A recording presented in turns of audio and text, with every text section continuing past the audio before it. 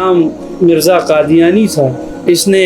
پہلے مجدد ہونے کا دعویٰ کیا۔ لاہور میں ایک شخص ہے، اس کے ذکر میں پہلے بھی کر چکا ہوں، قاسم بن عبدالکریم اس کا نام ہے۔ وہ کہتا ہے کہ میں امام مہدی ہوں۔ کیوں امام مہدی ہو؟ اویس نصیر جب قرآن کی آیت پڑھتے ہیں تو اپنی طرف سے زبر زیر اس میں لگا دیتے ہیں، بھئی آپ امام مہدی کی جماعت کے آدمی ہو۔ اس طرح انہوں نے بھی اپنے پاس رجسٹریشن کر لیے 313 بندوق، اور ابھی بھی لوگ جو ہے وہ قتل۔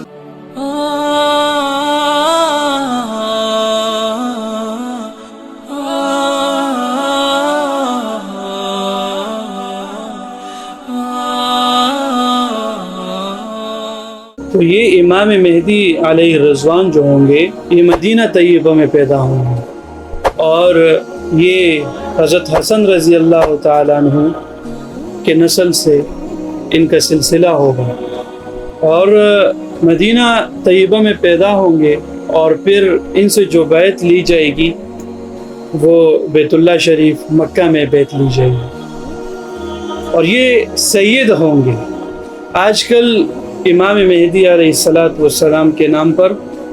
بہت سارے لوگوں نے بہت سارے دعوے کیے، اور یہ جو دعووں کا سلسلہ ہے یہ کوئی ابھی سے شروع نہیں ہوا ہے، یہ بہت پرانا ہے۔ جناب نبی کریم صلی اللہ علیہ وسلم کی وفات کے بعد جب کچھ عرصہ گزرا اس کے بعد پھر یہ سلسلہ شروع ہوا ہے۔ بہت سارے زمانوں میں لوگوں نے مہدویت کا دعویٰ کیا ہے، لیکن اب یہ تقریباً 200 سال سے یہ سلسلہ بہت زیادہ ہو گیا ہے، اور یہ جو غلام مرزا قادیانی تھا اس نے پہلے مجدد ہونے کا دعویٰ کیا، پہلے عالم بنا، مناظرے کرنے لگا، پھر جب آہستہ آہستہ اس کی مقبولیت ہونے لگی تو اس نے سوچا کہ تھوڑی سی ترقی کر لی جائے، پھر اس نے مجدد ہونے کا دعویٰ کیا، پھر اس کے بعد اور دعوے کرتا گیا، پھر امام مہدی ہونے کا دعویٰ کیا، اور پھر اس کے بعد ہوتے ہوتے یہ سلسلہ امام مہدی پر نہیں رکا، پھر اس نے نبوت کا بھی دعویٰ کیا، اور پھر خدا ہونے کا بھی دعویٰ کیا، مریم علیہ السلام ہونے کا بھی دعویٰ کیا، حضرت عیسیٰ علیہ السلام ہونے کا بھی دعویٰ کیا۔ تو اب بندہ ایک ہے لیکن دعوے اس کے بہت سارے ہیں۔ اسی طرح بہت سارے لوگ گزرے ہیں جنہوں نے احادیث کو سنا اور ایک اسلامی عقیدہ پڑھا اور اسلامی ایک نظریہ سمجھا، اور جب اس نے دیکھا کہ بھئی یہ تو ایک حقیقت ہے، احادیث میں آیا ہے اور یہ چیز تو مستقبل میں ہونی ہے، تو اپنے آپ کو پاپولر بنانے کے لیے اس نے امام مہدی ہونے کا دعویٰ کیا۔ تو یہ سلسلہ کوئی نیا نہیں ہے، اور الحمدللہ ہر دور میں جب اس طرح کے دعوے لوگوں نے کیے ہیں تو علماء اکرام نے، اس دور کے مسلمانوں نے، نیک لوگوں نے، اور جو دیندار قسم کے لوگ ہوتے ہیں انہوں نے اس طرح کے لوگوں کا راستہ روکا ہے۔ تو آج کل بھی یہ سلسلہ جاری ہے۔ لاہور میں ایک شخص ہے، اس کے ذکر میں پہلے بھی کر چکا ہوں، قاسم بن عبدالکریم اس کا نام ہے۔ وہ کہتا ہے کہ میں امام مہدی ہوں۔ کیوں امام مہدی ہو؟ حدیث میں ذکر آیا ہے۔ ٹھیک ہے بھائی، تو کیا جو صفات امام مہدی کی تھی وہ آپ میں موجود ہے؟ کہتا ہے میری پیشانی جو ہے وہ بڑی ہے، ناک جو ہے وہ لمبی ہے، اس وجہ سے میں امام مہدی۔ تو بھائی امام مہدی جو پیدا ہوں گے وہ تو مدینہ طیبہ میں پیدا ہوں گے، آپ تو لاہور میں پیدا ہوئے ہیں، اور وہ تو ایک باشرع انسان ہوگا، اس کی داڑھی ہوگی، آپ کی تو داڑھی بھی نہیں ہے، اور وہ ایک دیندار انسان ہوگا، عالم ہوگا، نیک بزرگ ہوگا، اور یہ کہتے ہیں کہ جی میں تو نماز اس لیے نہیں پڑھتا کہ مجھے ابھی تک خواب میں حکم نہیں ملا، تو کیا تمہیں الگ سے حکم آئے گا آسمان سے؟ تو یہ فتنے ہیں، تو ہمیں چاہیے کہ ہم اپنے آپ کو ان فتنوں سے محفوظ رکھیں، اور اپنے بچوں کو اور اپنی آنے والی نسلوں کو اس فتنے سے آگاہ کریں۔ اس میں کوئی غور و فکر کی باتیں نہیں ہے کہ آپ کے پاس علم کا ہونا ضروری ہے، اور یہ چیزیں جاننے کا چیزیں آپ کو جاننی چاہیے، اور آپ کے پاس دین کا علم ہونا چاہیے۔ ٹھیک ہے، دین کا علم ہونا چاہیے، لیکن اس جیسے لوگوں کو اور اس قسم کے لوگوں کو جو مارکیٹ میں آتے ہیں اپنے آپ کو مشہور کرنے کے لیے اور کچھ پانے کے لیے، تو ان جیسے لوگوں سے بچنے کے لیے عقل کا ہونا بھی کافی ہے۔ اور بعض لوگ بیچارے جو ہے وہ کنفیوز ہو جاتے ہیں اویس نصیر کے بیانات سے، وہ بیانات کرتا ہے اور قرآن و حدیث پڑھتا ہے، دلائل دیتا ہے، تو الحمدللہ ہمارے علماء نے اس کے جوابات دیے ہیں، اور ان کی طرف سے کوئی تسلی بخش جواب آج تک نہیں ہے۔ تو یہ کوئی مشکل چیز نہیں ہے، اور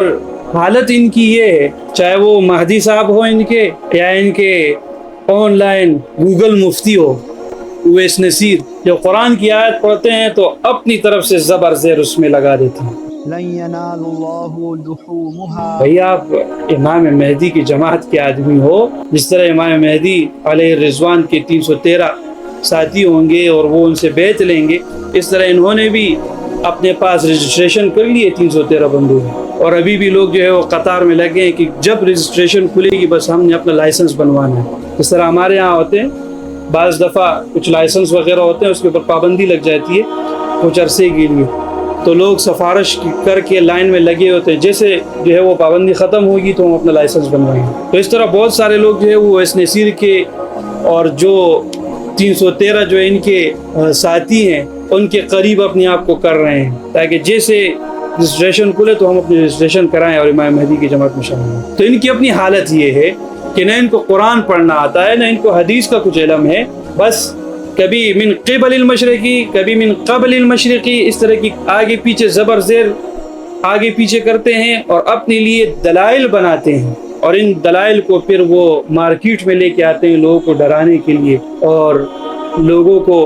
اپنے پاس پھنسانے کے لیے۔ تو ایک طرف ان کا دعویٰ مہدی ہونے کا ہے اور دوسری طرف ان کی حالت یہ ہے کہ قرآن کی آیت تک نہیں پڑھ سکتے۔ بھائی جب آپ کے پاس اتنا بڑا عہدہ ہے مہدی ہونے کا تو قرآن تو آپ کو آنا چاہیے۔ ایک عام مسلمان جو صرف اپنے آپ کو مسلمان کہتا ہے اور ایک عالم جو اپنے آپ کو صرف عالم کہتا ہے اور عالم ہونے کی حیثیت سے وہ معاشرے میں اپنا تعارف کراتا ہے، تو اس کو قرآن بھی آتا ہے، اس کو حدیث بھی آتی ہے۔ اور اس صاحب کی آپ حالت دیکھ لیں، چاہے وہ یہ ہو چاہے وہ مرزا مسرور ہو، بنے ہوئے کوئی خلیفہ بنا ہوا ہے دین اسلام کا، کوئی جو ہے وہ امام مہدی بنا ہوا ہے، کوئی دین اسلام کا پیغمبر بنا ہوا ہے، لیکن حالت ان کی یہ ہے کہ دین اسلام سے ان کا دور دور تک کوئی تعلق نہیں ہے۔ تو امام مہدی کی جو سیرت ہے اور امام مہدی کے متعلق جو چیزیں احادیث کے اندر بیان کی گئی ہیں موجود ہے، اور اس کے اوپر علماء اکرام نے مستقل کتابیں لکھی ہے اس عنوان کے اوپر، دجال کے عنوان پر، امام مہدی علیہ الرضوان کے عنوان پر، اور اسی طرح حضرت عیسیٰ علیہ السلام کے عنوان پر بہت ساری کتابیں لکھی ہیں۔ جب آپ ان کتابوں کا مطالعہ کریں گے، پھر جب اس لاہوری صاحب کو دیکھیں گے اور امام مہدی علیہ الرضوان کو دیکھیں گے تو آپ ان دونوں کے درمیان فرق کرنا جو ہے وہ آپ کے لیے آسان ہو جائے گا۔ اور ویسے بھی ایک انسان کو اپنے عقل سے سوچنا چاہیے کہ دین اسلام کے ایک بہت بڑا منصب ہے مہدی، اور مہدی اس طرح ہوگا، تو اللہ تبارک و تعالی ہماری اس قسم کی چیزوں سے حفاظت فرمائے۔